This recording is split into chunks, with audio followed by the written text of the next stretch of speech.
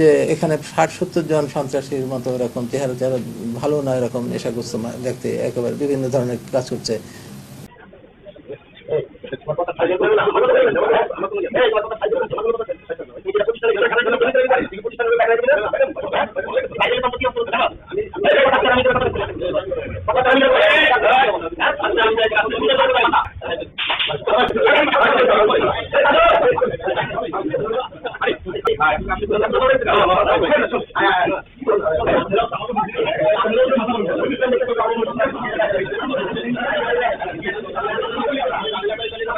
জিম্মি করো, তাকে আটকাও, তাকে এই করো, ভয় ভীতি দেখানো, এই হচ্ছে এর ব্যাকগ্রাউন্ড। পুলিশের কাছে আমরা যখন জিডি করতে একটু সময় লাগলো।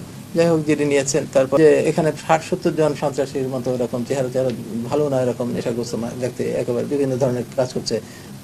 ওসি সাহেবের সঙ্গে কথা হলো, উনি বললেন যে আমি ফোর্স পাঠাবেন, কিন্তু ওনারা তো ভয় পায় মনে হয়, আমরাও ভয় পাই, ওনারাও এদেরকে ধরবে কিংবা বলবে। আমি বললাম যে ঠিক আছে, হাসপাতালে এখানে চিকিৎসাধীন রুগী আছে, যন্ত্রপাতি আছে, যদি একটা সিন ক্রিয়েট করে, একটা মারামারি সৃষ্টি করে, তাহলে তো আমি অবশ্য সব ওইখানে আমার হাসপাতালে যারা সিকিউরিটি তাদেরকে বলছে কোনো মারামারির ভিতরে সহজে যাবে না, এরকম বলা আছে। যাই হোক, আলহামদুলিল্লাহ হয়নি। আমি বললাম যে ওসি সাহেব, আপনি ওনাদেরকে নিয়ে যান, আপনি যে সিদ্ধান্ত দেবেন, যে মীমাংসা করে দেবেন, আমি এটা মেনে নেব।